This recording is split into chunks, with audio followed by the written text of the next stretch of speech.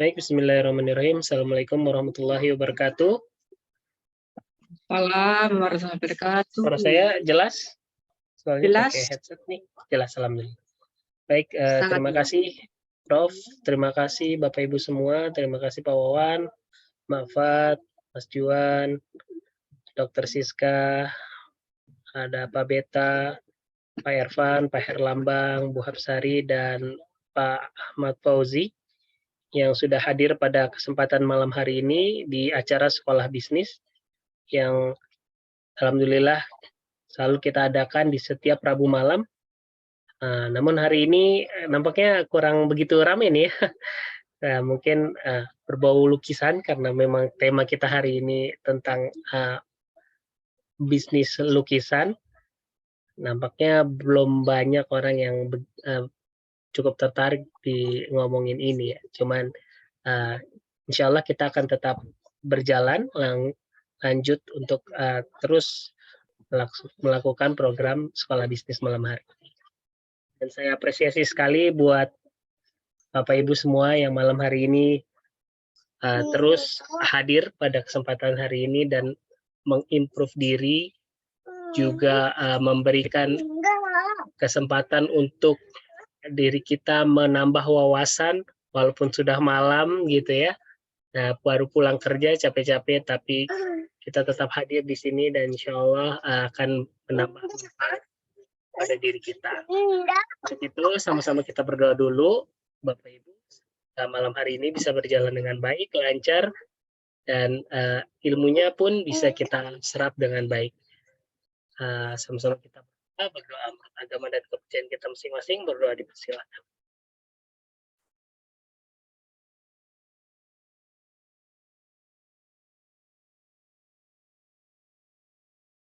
Amin amin ya rabbal alamin.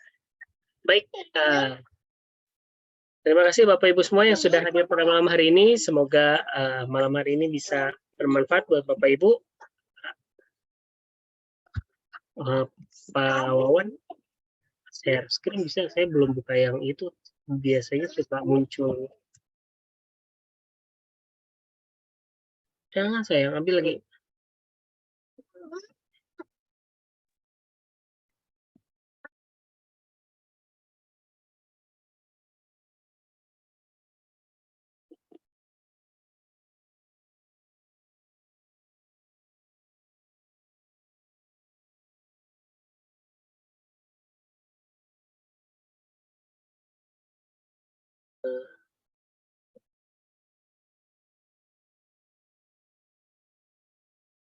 Sepertinya.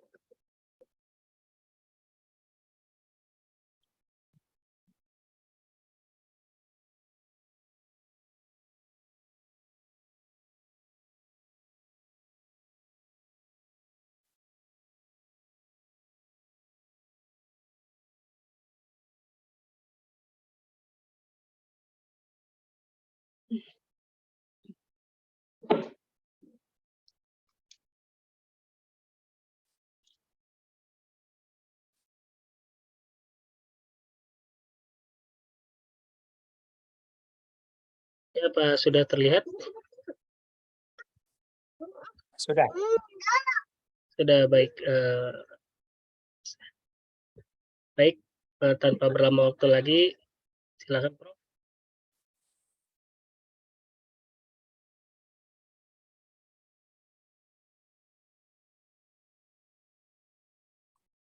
Assalamualaikum warahmatullahi wabarakatuh.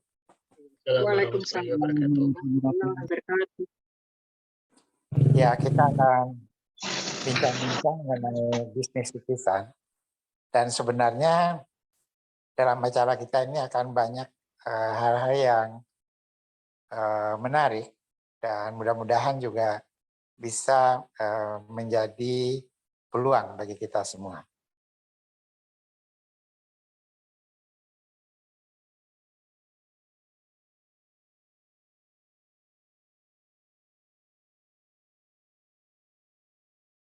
Baik, Prof.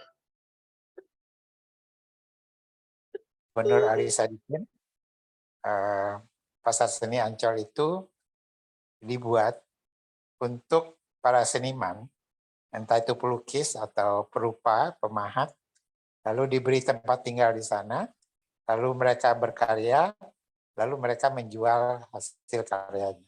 Dan Pasar Seni Ancol dulu terkenal sekali. Kalau saya ada tamu dari luar negeri, saya biasanya bawa ke sana. Nah, yang kita akan bahas kali ini adalah mengenai lukisan. Dan lukisan itu bisa hanya sekedar penghias ruangan, biasanya di ruang tamu ada lukisan, atau kita juga bisa berikan hadiah. Ada teman kita, ada keluarga kita ulang tahun, kita bisa kasih hadiah.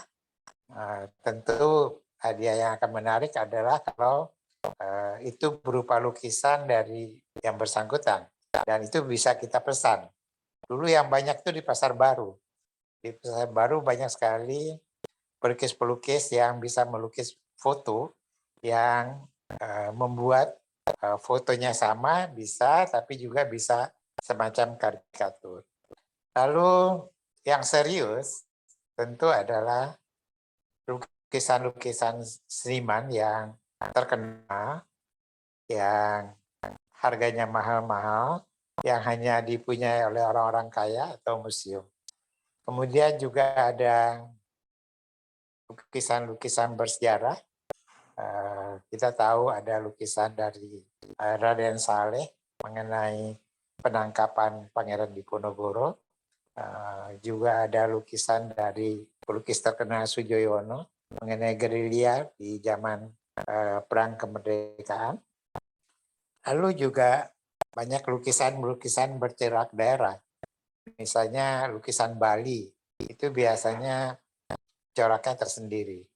Dan juga di Bali ada terkenal lukisan anak-anak Bali. Anak-anak Bali yang baru umur 8 tahun, 10 tahun itu sudah mulai melukis, dan lukisannya biasanya diminati oleh banyak orang, termasuk turis mancanegara.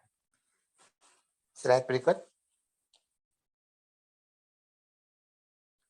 Nah, bukan berarti kalau kita bicara lukisan atau bisnis lukisan, yang terlibat itu hanya pelukisnya saja. Sudah tentu pelukisnya terlibat, tetapi dalam bisnis lukisan ini banyak yang bisa terlibat. Selain pelukisnya adalah kolektor. Kolektor lukisan kadang-kadang bisa lebih kaya dari pelukis sendiri. Kemudian ada yang namanya penilai. Jadi mereka yang memang ahli di bidang lukisan, dan dia bisa menilai apakah lukisan itu memang pertama asli atau tidak asli, dan yang kedua apakah lukisan itu termasuk lukisan yang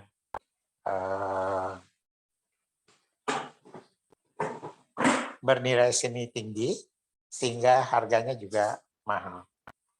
Di samping itu lukisan, baik itu cat minyak maupun cat air, itu biasanya karena waktu dia bisa rusak.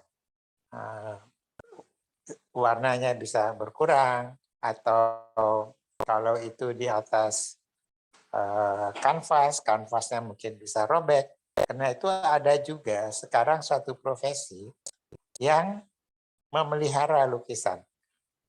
Bahkan bisa merestorasi, membuat kembali lukisan yang sudah tua menjadi lukisan yang seperti baru, tapi tetap seperti lukisan semula.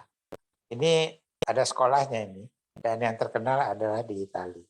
Kemudian sudah tentu pedagang lukisan, galeri-galeri, dan kalau lukisan yang mahal-mahal biasanya melalui lelang. Slide berikut. Nah, kita cerita dulu persahabatan dua orang seniman, yaitu antara Aib Rosidi. Aib Rosidi adalah seorang sastrawan.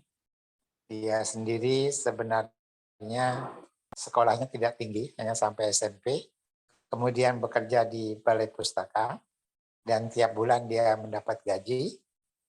Dan dia berteman dengan Afandi. Afandi kita tahu adalah sekarang pelukis yang amat terkenal. Tapi pada waktu itu dia baru mulai melukis dan dia belum sama sekali terkenal dan lukisannya nggak ada yang laku. Sehingga dia melukis terus tapi nggak laku-laku. Akhirnya sahabatnya Aib Rosidi tiap bulan itu mengantarkan sekarung beras ke rumah Afandi. Sudah tentu ini amat menolong buat Afandi yang harus hidup karena lukisannya belum laku-laku. Dan lama-lama Afandi merasa nggak enak, akhirnya beberapa lukisannya diberikan kepada Aib Rosidi, sahabatnya itu. Kalau nggak salah ada sekitar 6 lukisan yang diberikan. Nah, nanti kita akan tahu bahwa Aib Rosidi kemudian pergi ke Jepang, lalu menjadi profesor. Jadi bayangkan ya, seorang tamatan SMP jadi profesor sastra Indonesia di Jepang. Dan beliau lama sekali tinggal di sana, mungkin ada 20 tahun. Dan pada waktu pulang, beliau menabung dan uangnya dibelikan tanah di Jati Padang, di Pasar Minggu, sekitar 2.000 meter. Jadi luas sekali ya, pastilah mahal itu. Tapi karena dia beli cukup luas, maka dia nggak punya tabungan untuk membangun rumah, yang dibeli cuma tanah saja.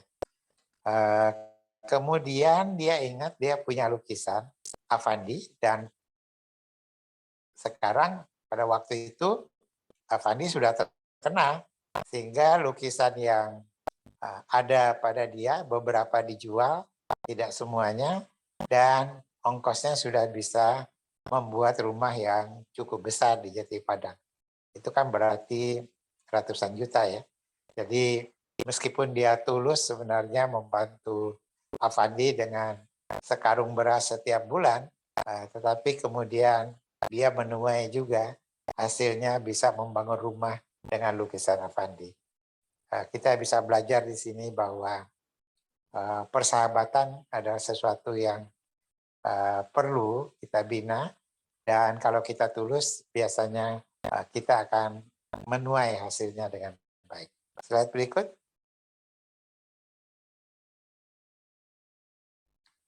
Nah, ini cerita lain lagi. Kalau Anda lihat di Jalan Diponegoro, di Jalan Diponegoro 56 itu adalah bekas rumah Bung Hatta. Jadi Bung Hatta setelah tidak menjadi wakil presiden, tinggal di rumah pribadi, dibangun atau dibeli oleh beliau, dan beliau tinggal di sana bersama anak-anaknya. Nah, Bung Hatta kemudian meninggal dunia, anak-anaknya kemudian sudah pada punya rumah sendiri, sehingga Jalan Diponegoro itu kemudian jadi kosong. Dan hanya digunakan oleh anak-anaknya untuk secara berkala, seminggu sekali kumpul rame-rame untuk meramaikan rumah yang kosong tersebut. Nah, di ruang tamu Bung Hatta itu ada satu lukisan dari Basuki Abdullah. Basuki Abdullah, saya rasa semua juga tahu, adalah pelukis yang amat terkenal. Lukisannya bagus sekali ya. Dia yang melukis Nyai Roro Kidul, dia melukis banyak sekali wanita-wanita cantik. Bahkan pada tahun 73, waktu saya sekolah di Bangkok, Basuki Abdullah diundang oleh Raja Thailand untuk melukis raja, untuk melukis permaisuri dan anak-anak raja. Jadi dia menjadi pelukis istana lebih kurang 1 tahun. Kemudian pulang ke Indonesia. Nah, rupanya Basuki Abdullah ini menghadiahi Bung Hatta sebuah lukisan, dan lukisan itu diletakkan oleh Bung Hatta di ruang tamu. Dan itu sudah tahun-tahun.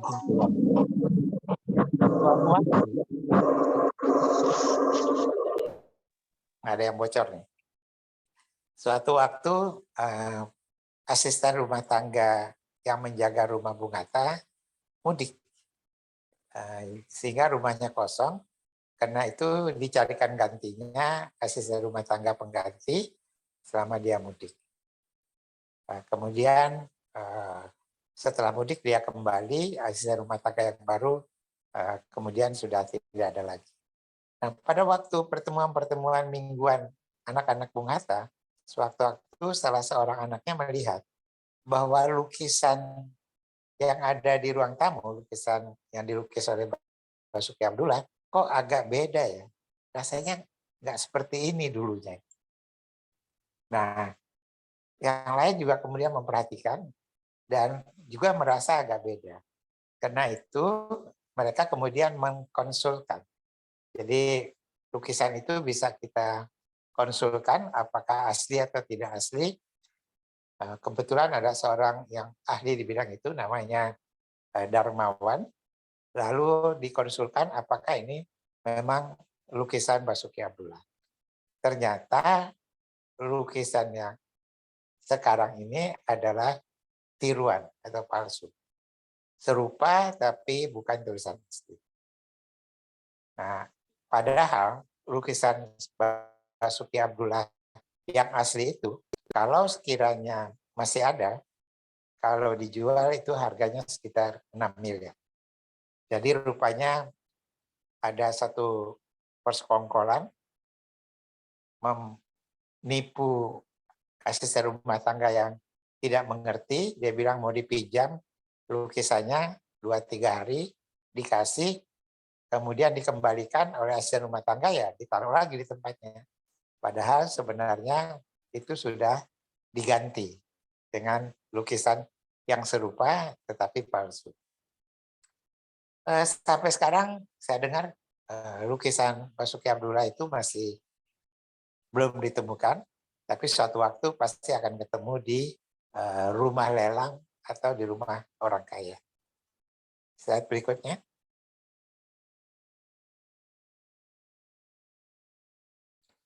Nah, pasar lukisan itu ada di mana sih?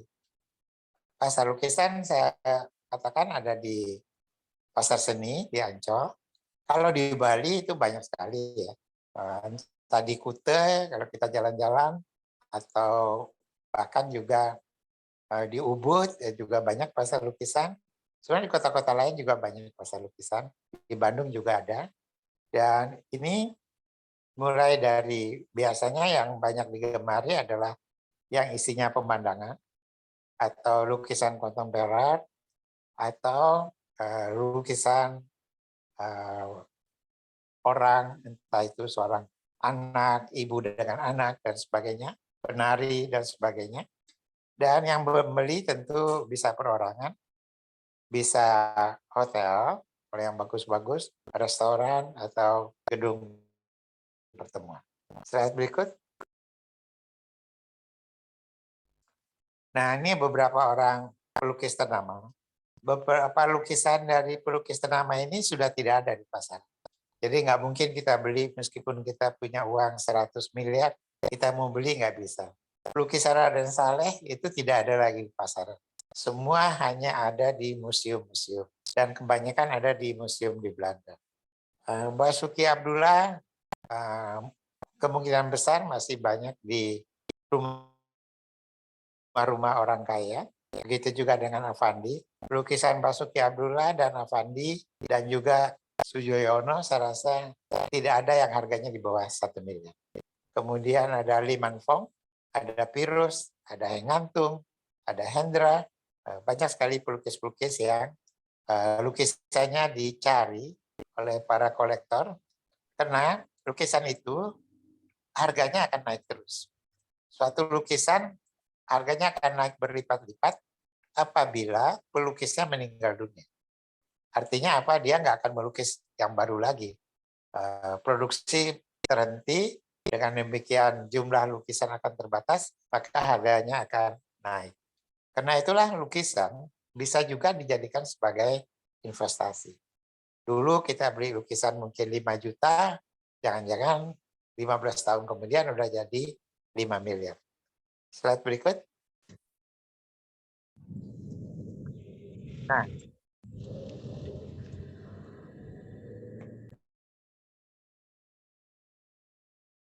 jadi yang beli ini bisa orang kaya, tapi ada juga orang yang mungkin nggak kaya, tapi memang punya hobi. Daripada beli mobil, dia lebih suka beli lukisan. Ada juga kolektor. Kolektor pada umumnya menyimpan lukisan ini, dan pada waktu-waktu tertentu dia akan jual dengan harga mahal. Sebaliknya ada pedagang, kalau pedagang biasanya pokoknya untung ya dijual. Kemudian instansi yang banyak itu adalah museum yang membeli, kemudian perusahaan, kemudian kantor-kantor. Slide berikut.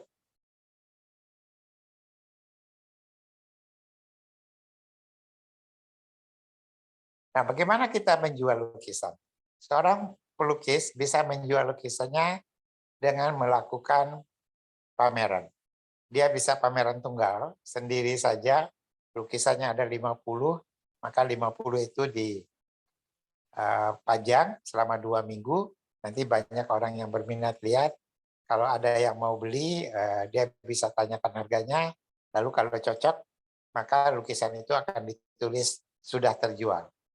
Biasanya dalam satu pameran, tergantung, kalau peminatnya banyak, mungkin beberapa lukisan akan terjual, tapi kalau peminatnya tidak bisa menikmati, ya mungkin tidak terjual. Di samping itu ada galeri. Galeri itu biasanya adalah toko barang-barang seni, entah itu lukisan, entah itu pahat, entah itu kain-kain tekstil, kain batik,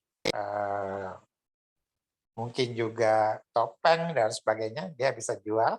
Dan juga kalau yang mahal-mahal biasanya melalui lelang. Lelang lukisan yang banyak itu adalah di Singapura. Biasanya yang melakukan balai lelang Christie. Kemudian sekarang dengan adanya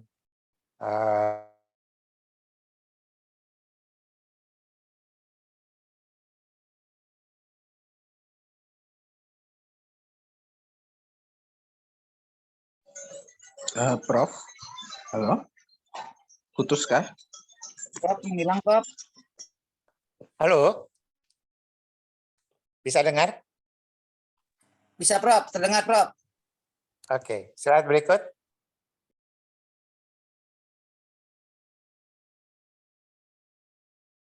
Halo, slide berikut. Sudah, Bro. Oke. Nah, ini ada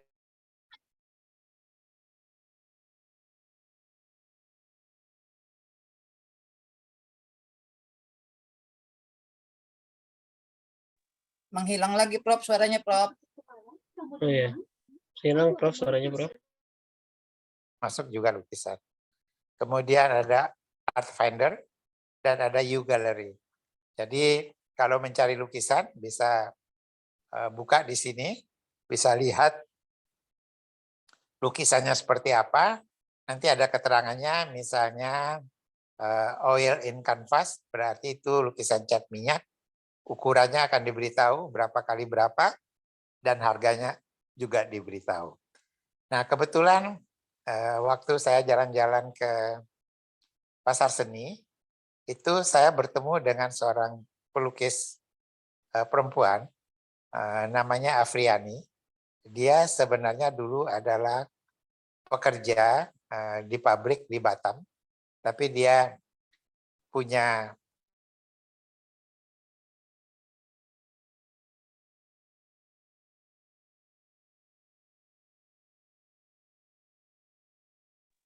Prof, hilang, Prof.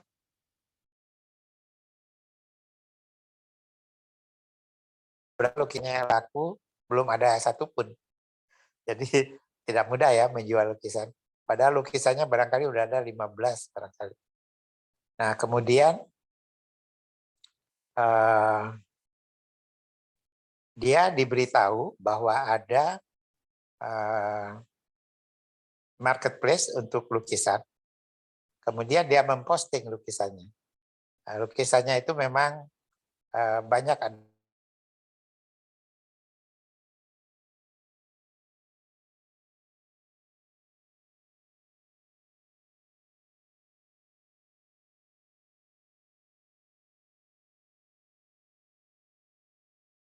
ada orang berjualan di kaki lima yang sedang ditertibkan oleh polisi dan sebagainya.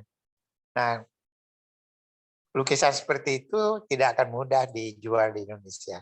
Karena biasa kalau orang memberi lukisan kepada penjabat, itu adalah lukisan yang indah-indah. Bukan lukisan yang memberi kesan bahwa Indonesia nggak baik. Gitu.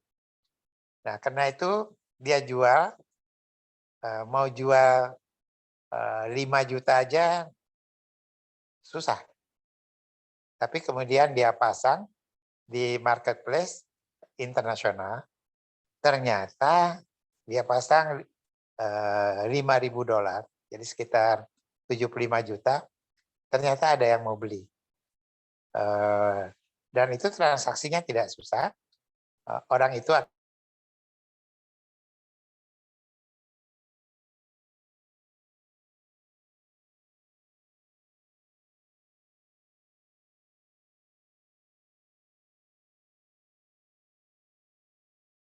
lukisannya diterima, yang punya puas, maka sisa uangnya akan dibayarkan. Jadi sekarang dia agak lumayan lah. Dia bisa jual lukisan bukan hanya untuk masyarakat Indonesia, tapi juga konsumen luar negeri. Slide berikut. Nah, ini pengalaman saya dengan Afriani. Secara tidak langsung, juga saya seolah-olah menjadi pedagang lukisan. Ceritanya gini, pertama waktu saya dengan istri saya melihat lukisan Afriani, satu lukisan yang agak besar, 2 meter kali 1 meter, barangkali dia bikinnya lebih dari 3 bulan. Waktu itu dia minta saya untuk membeli. Saya suka lukisan itu, lukisan tentang ibu-ibu di kampung yang sedang ngobrol dengan anak-anaknya, suasananya sesuai banget dengan kehidupan nyata, rumah-rumah yang kecil dan kotor, anak-anak yang banyak, ibu-ibu yang sedang bercengkrama. Saya bilang, saya suka lukisan kamu, tapi saya belum punya prioritas untuk membeli lukisan. Saya tanya, ini kalau kamu jual berapa? Dia bilang 10 juta aja, Pak. Ya sebenarnya nggak mahal ya. Kalau bikin 3 bulan 10 juta tentu nggak mahal.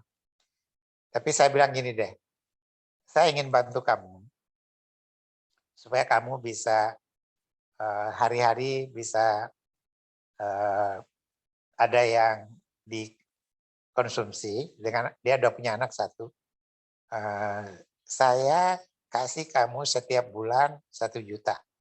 Setelah 10 bulan, lukisan ini taruh aja tempat kamu. Setelah 10 bulan, lukisan ini saya ambil. Jadi saya kirimi dia 1 juta sebulan. Kira-kira bulan keempat, dia nelpon saya. Dia bilang, Pak, lukisan kita yang Bapak mau beli, ada orang yang naksir, mau dijual nggak? Oh, saya bilang, ya tergantung harganya, kalau bagus jual aja. Ternyata orang itu berani 20 juta. Akhirnya dijual, lalu dia bingung, Pak ini gimana ngebagi uangnya?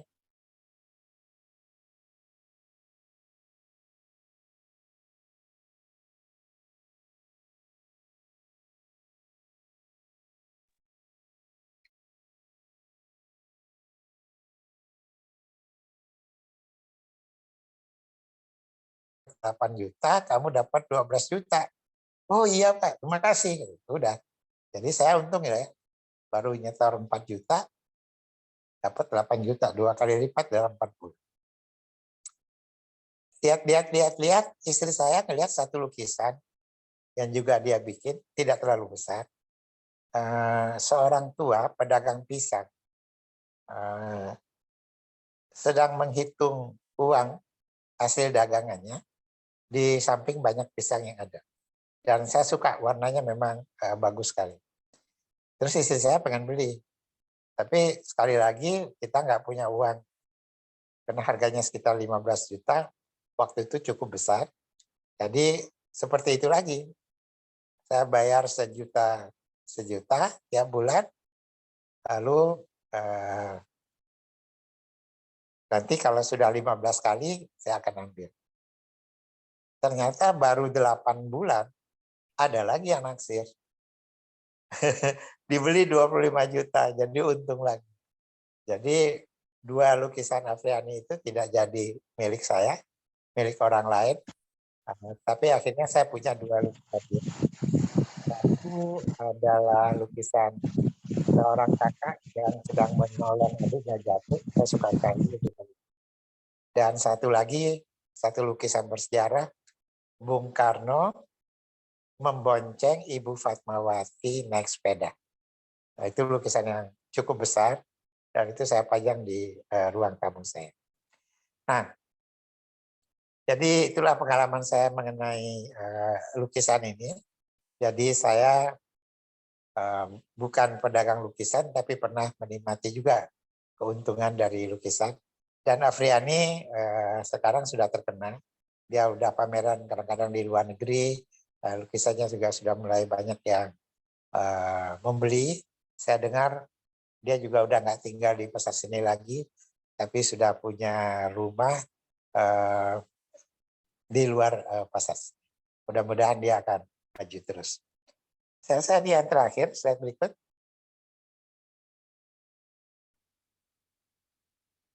Nah, lukisan juga bisa sebagai investasi. Jadi investasi itu memang bisa saham, bisa saja bangunan, properti atau tanah, bisa saja benda-benda seni termasuk lukisan. Jadi di Jepang itu ada museum lukisan dunia. Di situ ada lukisan Picasso yang asli, yang harganya barangkali jutaan dolar. Punya satu perusahaan terkenal di Jepang. Dan kita bisa menikmati lukisan tersebut.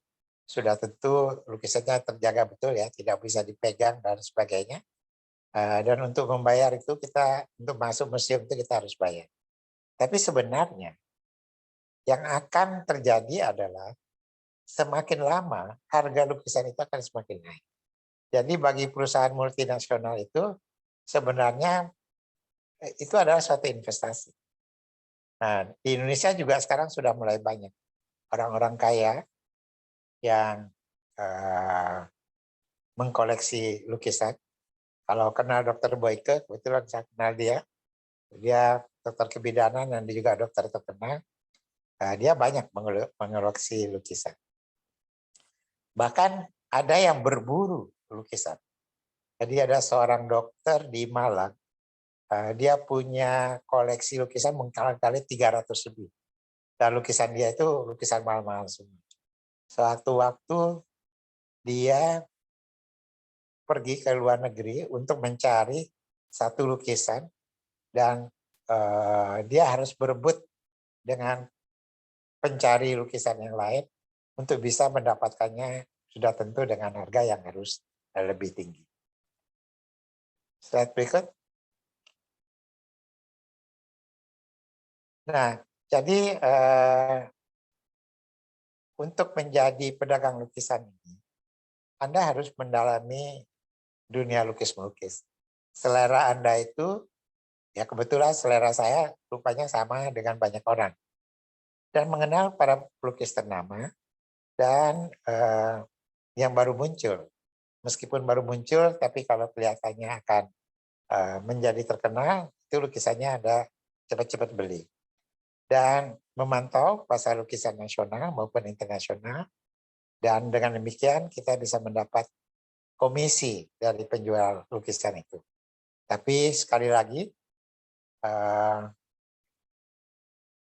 hati-hati, bisa saja lukisan yang kelihatannya bagus, yang besar, yang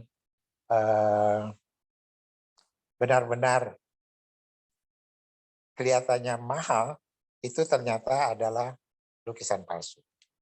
Saya akan menutup dengan satu cerita kejadian sesungguhnya. Suatu waktu lelang Christie di Singapura menjual lukisan Sujoyono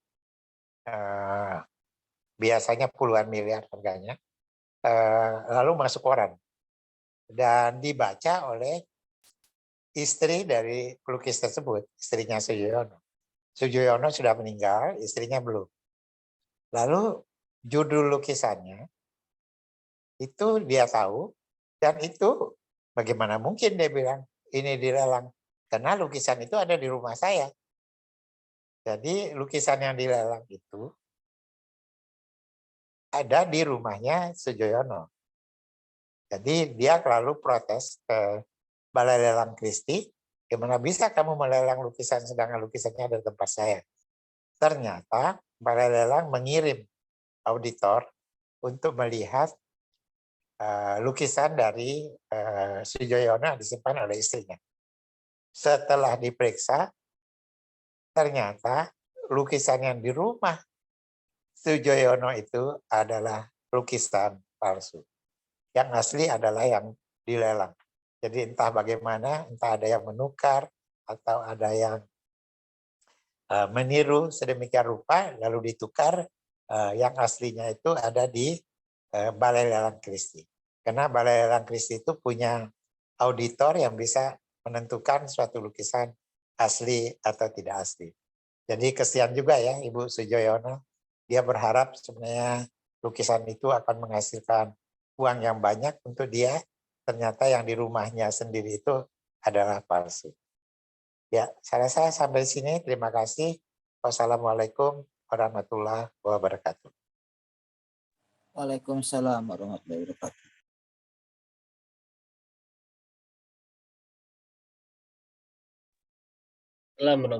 Ya, terima kasih Prof buat sharing tentang cerita bisnis lukisan ini. Saya ingat jadi waktu sempat pameran di Tamrin City ya Prof. Masang-masang lukisan, foto-foto, poster gitu ya. Zaman-zaman masih majang-majang lukisan ini ya. Mungkin ada cerita dari Bapak Ibu terkait dengan bisnis lukisan nih. Apakah di zaman sekarang ini bisnis lukisan ini masih tetap hype atau sudah mulai bergeser atau seperti apa? Ada Tika nggak ya? Mbak Tika enggak ada, Prof.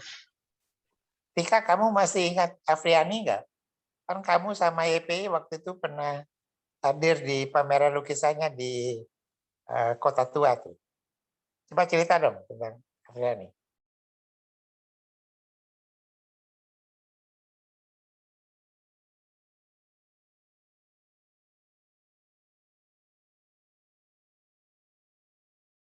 Mbak Tika, belum Mbak Tika.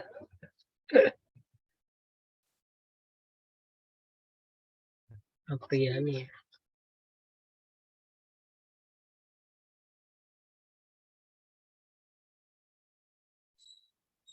Ini Mbak Tika nggak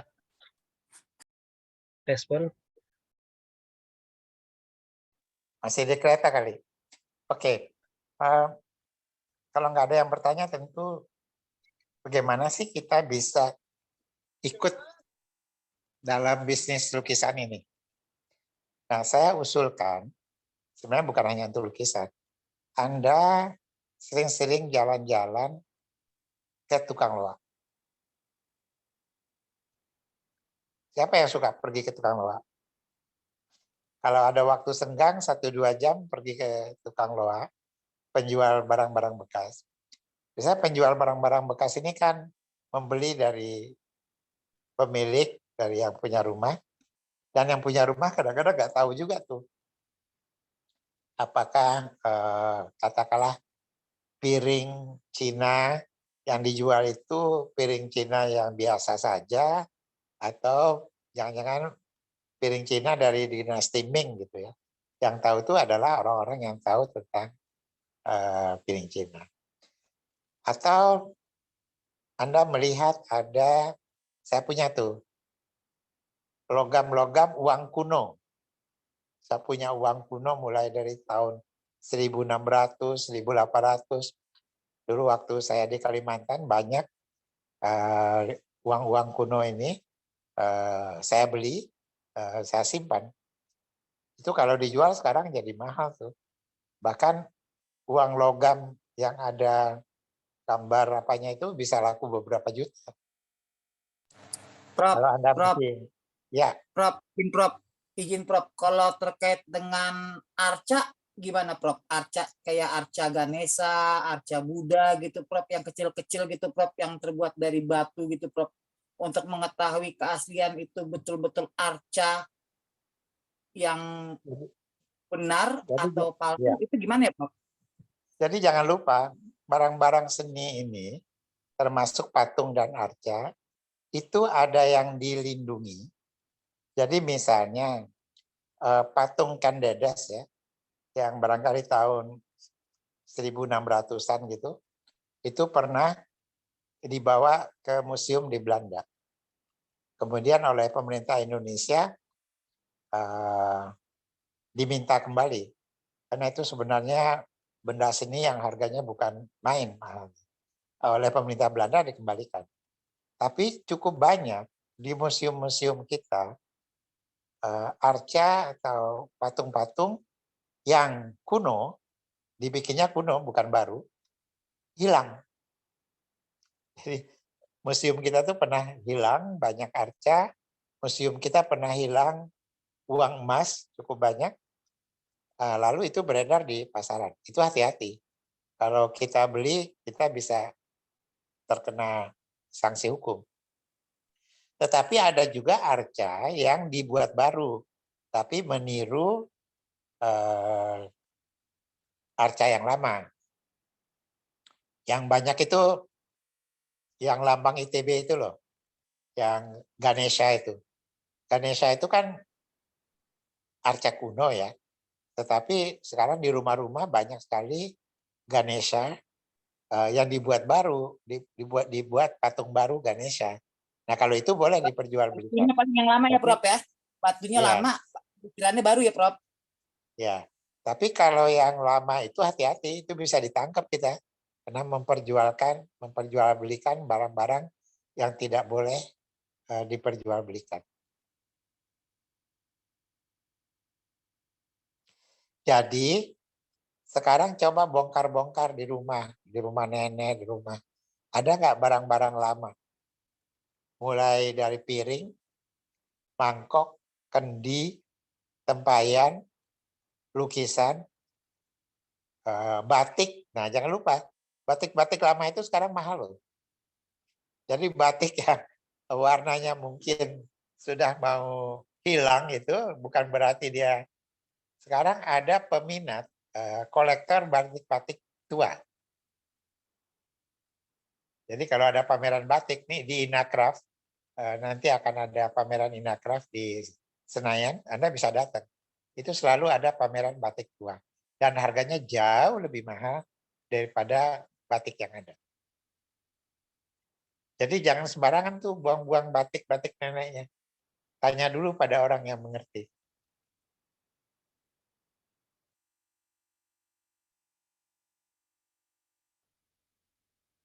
Nah, jadi kalau mau ikut dalam bisnis seperti ini, jadi bukan hanya bisnis lukisan, bisa juga bisnis-bisnis barang-barang kuno atau barang-barang seni.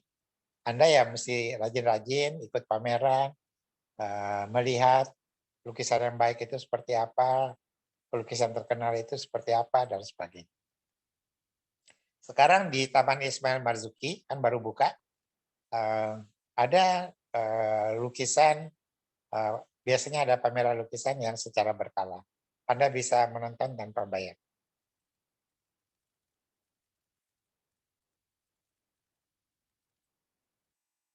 Saya kembalikan ke Anda. Ya, terima kasih banyak Prof. Ya, jadi memang tetap ya kalau ini masih banyak apa ya, berjiwa seni juga ya. Seni dalam melihat lukisan, seni dalam melihat barang-barang antik. Kebetulan juga saya deket tuh Prof dengan apa yang punya mall Rongsok Prof di Depok. Apa saya sering ke situ nyari-nyari barang tapi bukan barang-barang antik, barang-barang yang bisa dipakai tapi harganya jauh. Jadi Mungkin Hendar, jangan lupa kalau masih ada yang punya radio tahun 45 atau 50, oh ya, mereknya Telefunken atau Siemens, itu harganya jutaan sekarang. Atau ada yang punya mesin jahit merek Singer, tapi keluaran tahun 50, Anda bisa jual jutaan, itu lebih mahal dari yang baru. Anda punya motor, namanya dulu yang terkenal motor Java, buatan Cekoslowakia, 500 cc, semuanya besi itu. 500 cc. 500 cc, jadi Udah motor ada, dulu Prof. Yang dulu, 350, Prof. 500 cc beratnya bukan main. Dulu motor itu nggak ada yang ringan seperti motor Jepang. Motor itu buatan Jerman, itu berat-berat semua. Dan kenceng. Nah, masih mahal. Jadi, mobil juga begitu. Mobil kalau tahun 40, yang barangkali kecepatannya hanya 20 kilo, kalau masih ada itu harganya bisa 1 miliar itu.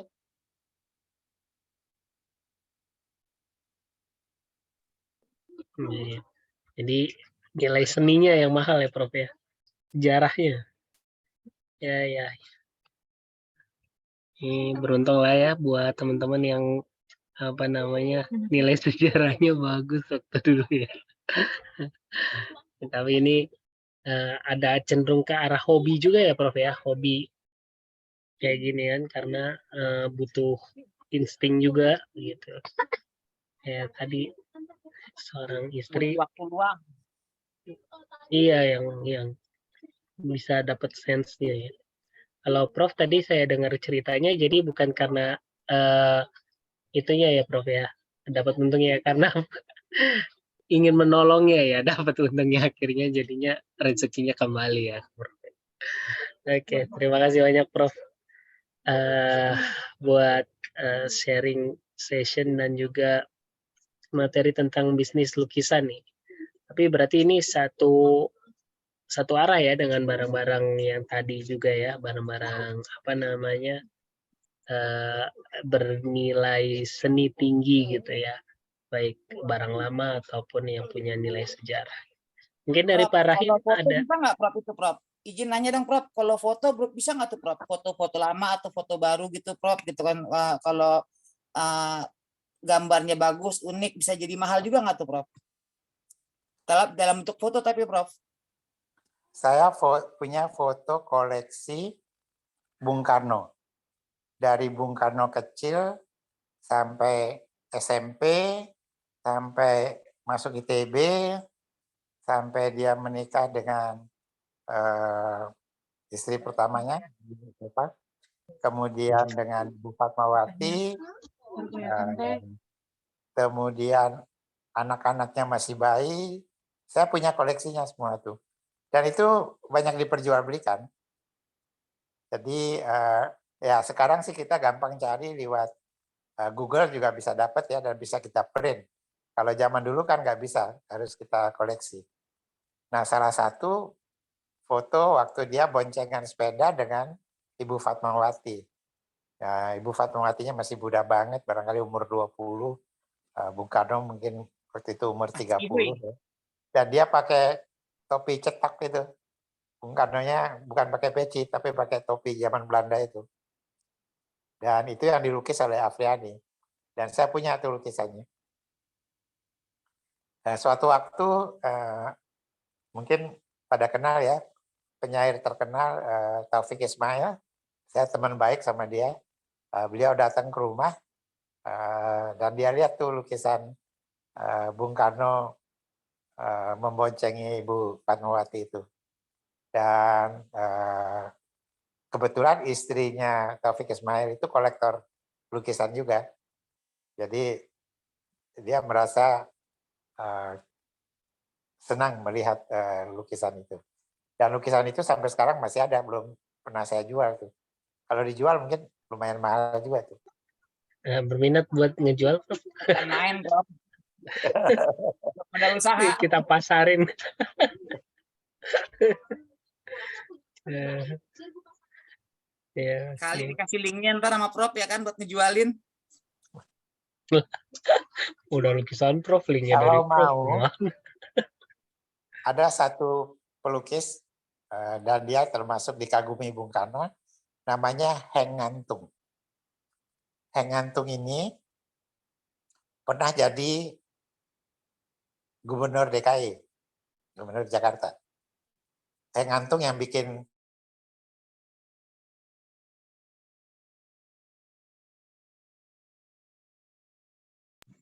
Prof.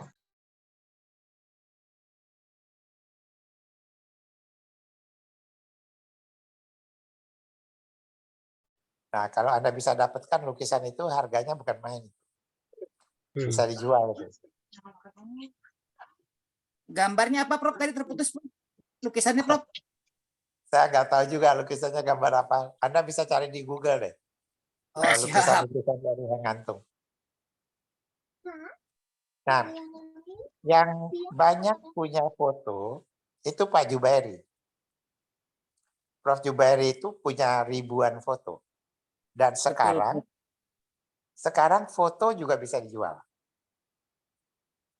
Misalnya salah satu foto yang Pak Jubairi buat itu lomba kerbau ya di Padang itu.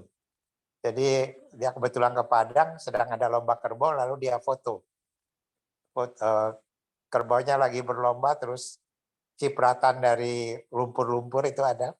Itu saya rasa kalau buat orang luar negeri menarik. Terus dia juga pernah foto pembuat gamelan di Jawa Barat. Nah itu ada dua. Bisa dijual hak ciptanya, biasanya lebih mahal. Atau hanya dijual printnya, jadi boleh di print. Tetapi dia tetap hak.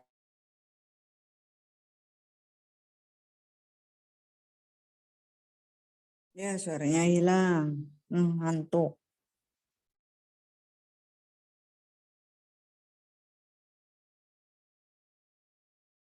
Ketika dekat sama Pak Jubairi. Pak Jubairi pasti nggak punya waktu mau jual-jualin fotonya. Anda aja jualin 25%. Asik. Bisa dicoba di lobby. Tika ada nggak Tika? Ada itu Prof. Itu udah standby Prof sekarang Prof. Tika coba tanya Pak Jubairi, mau dijualin nggak bilang fotonya, suruh pilih. Tuh, Coba 25% dulu pokoknya komisi. Barang 10 Ya. biji kamu posting. Ya, siap, Prof. Nanti bagi-bagi komisinya ya. Oh, siap.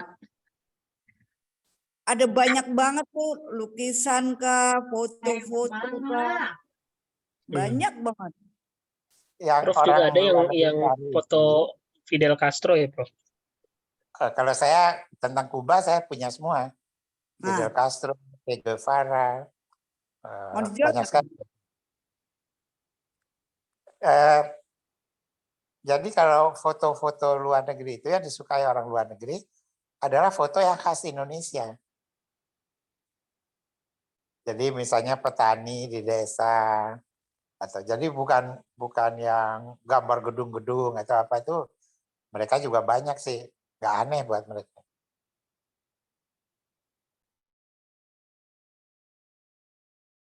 Oke. Baik, terima kasih banyak Prof. Pak Rahim, ada yang mau disampaikan Prof? Pak Rahim terkait insight bisnis yang banyak berjiwa seni ini? Wah, aduh, begini Mas ya, hebat sekali yang disampaikan oleh Prof tadi itu memang seni itu apa ya? Itu harganya itu bisa sampai tak berhingga loh. Karena itu kan selera masing-masing kan ya, selera ya. Kita bicara soal memarketkan sesuatu selera, ya. Ini selera seni.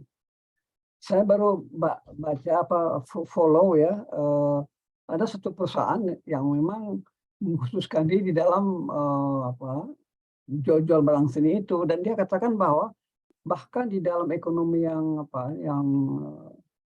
yang buruk ini mereka memperoleh keuntungan itu puluhan persen per tahunnya, 20% profitnya.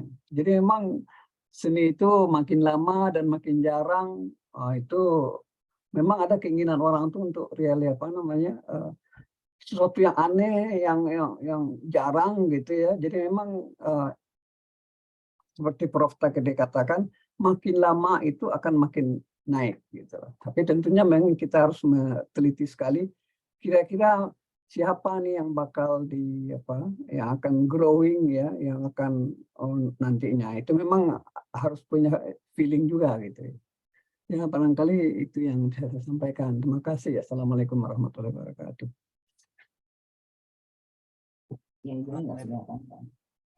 Waalaikumsalam warahmatullahi wabarakatuh. Ya, terima kasih banyak Prof. Tadi juga saya sempat di-share sama Dr. Siska mengenai lukisan. Ini lukisannya Mas Togar nih. Ternyata Mas Togar bagus lukisannya ya. Kelihatan nggak nih? Mas Togar nih disabilitas tunarungu yang kemarin sempat ngajarin kita belajar bahasa isyarat. Ternyata dia punya ya nih, bagus-bagus juga. Bisa ngejual seni plus rasa, dikaitkan dengan rasa iba kali ya. Jadi wah orang disabilitas nih gitu. Jadi sekaligus membeli, sekaligus bersedekah. Kali seperti itu mungkin bisa juga ya. Pak Rahim atau gimana? Namanya empati. Oh, empati. Empati. Empati, betul. Ya, bukan. Kenapa jadi iba ya? Ini bagus juga nih berarti. Empati. Oke. Dan memang dalam pembelian itu soal selera itu sangat penting loh. Khususnya seni itu kan itu istilahnya itu yang tinggi ya di dalam manusia ya. Jadi memang harganya pantas harus tinggi gitu. Iya betul. Dan kalau nggak berjiwa seni tinggi, ini apaan? Kayaknya cuma begitu doang ya, harganya mahal banget gitu. Kadang yang nggak jadi barang sampah kayak kalau bukan nggak jiwa seni dia gitu. Iya. Benar. Harus benar-benar menjiwai.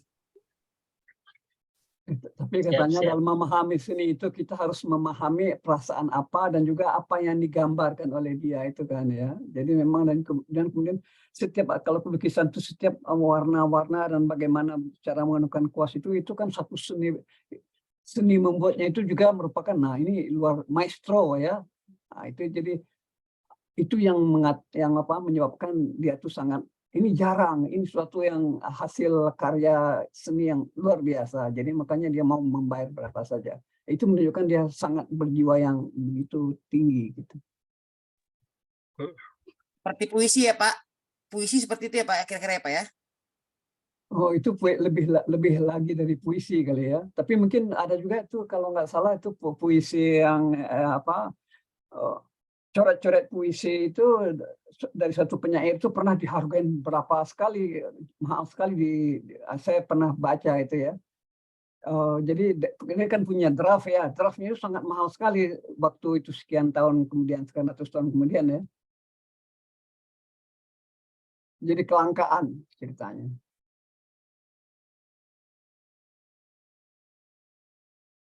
Kelangkaan dalam membuat kata apa dalam pengemasan kata nih Pak kalau puisi Pak, karena kan dia kan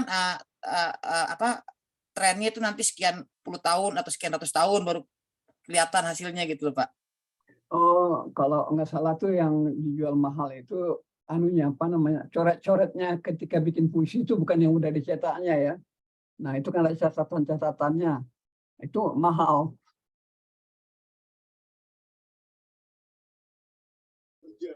Oke, makasih Pak. Baik, ada lagi yang mau bertanya dari teman-teman? Semoga ini jadi insight baru lagi ya dalam berbisnis. Jadi bisa banyak hal ternyata yang bisa kita jual gitu ya. tapi apa namanya, kita harus selalu banyak mau tahu, nambah ilmu terus gitu ya, nambah insight terus, nambah pengetahuan terus. Jadi kita semakin dalam dan semakin jeli melihat peluang-peluang yang ada di sekitar kita. Kurang lebih seperti itu. Baik, dari Prof, sebelum kita akhiri, apa masih ada lagi, Prof? Cukup. Cukup, baik. Kalau memang tidak ada, sama-sama kita akhiri untuk sesi sekolah bisnis pada malam hari ini. Semoga bisa memberikan insight, memberikan ilmu baru dalam dunia bisnis, yaitu dunia seni. Ada lukisan, ada patung, ada barang lama yang nanti mungkin kita bisa sama-sama yang tadi mau kita buang barang, katanya tunggu dulu nih gitu. Nah, semoga ini bisa menjadi jalan yang rezeki kita untuk kedepannya juga. Sama-sama kita berdoa, teman-teman, Bapak Ibu semua. Semoga malam hari ini tidak hanya memberikan insight, tapi juga menjadi nilai ibadah untuk kita semua. Berdoa beragama dan kepercayaan kita masing-masing. Berdoa dipersilahkan.